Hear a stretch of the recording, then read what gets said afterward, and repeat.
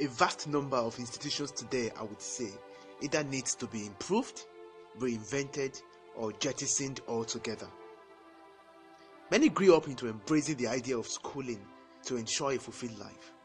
An average child is dumped into the system as early as age 2 and she's left in its hands. Schools have thus become a status quo.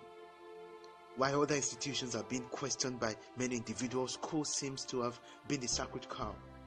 Little or nothing is often said about its origination and the intention behind it. The invention of school was partly attributed to a man named Harry P. School. School built the first school, but that was actually the place to take children and leave them there if they are behaving badly. So basically, the school was a place for punishing children. As a mere tale, this might sound, but a closer understanding of how it all began in my beloved country Nigeria would pose more authenticity to the probable fairy tale. Oral traditions as well as studied documented materials reveals that parents were reluctant to releasing their children for Western education. The weak ones, those who could not work, and the firms were most times the victims of schooling, although the paradigm shifted over time. One very important thing to note then as well is that the majority of our parents were not schooled based on the standards of formal education. I'm very conscious of using the rather derogatory word illiterate, since it's a relative word. If education would be synonymous to gaining insight and having the wisdom to apply it, then our early fathers cannot be said to be illiterate.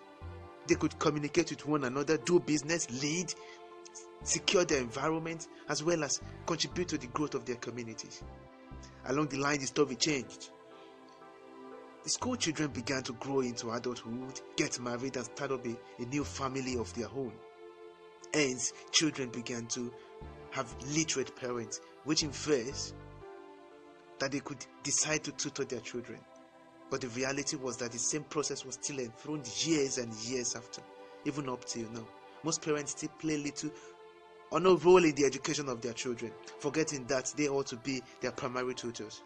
The importation of Western education into Nigeria is not altogether a bad idea, but truth be told, it was partly to harvest the vast number of workforce from among us by the colonial masters. They used us as tools for their own national development, and we gladly played along with the meager enticement presented as incentives at the expense of developing Africa. I submit that traditional schooling, as much as it might have aided the industrial age, of which Nigeria is classed as not being a participant, is still a third world country, needs to be reviewed. The institution is busy educating our best mind out of creativity. Everything is standardized with little or no provision for trying out something new. A child is afraid of failing, hence he strictly abides by the rules. We are daily bearing potentials. Africa can break out of this malady. Not participating in the traditional school is not synonymous to illiteracy in this time and age. The internet is the new school. Let's embrace it.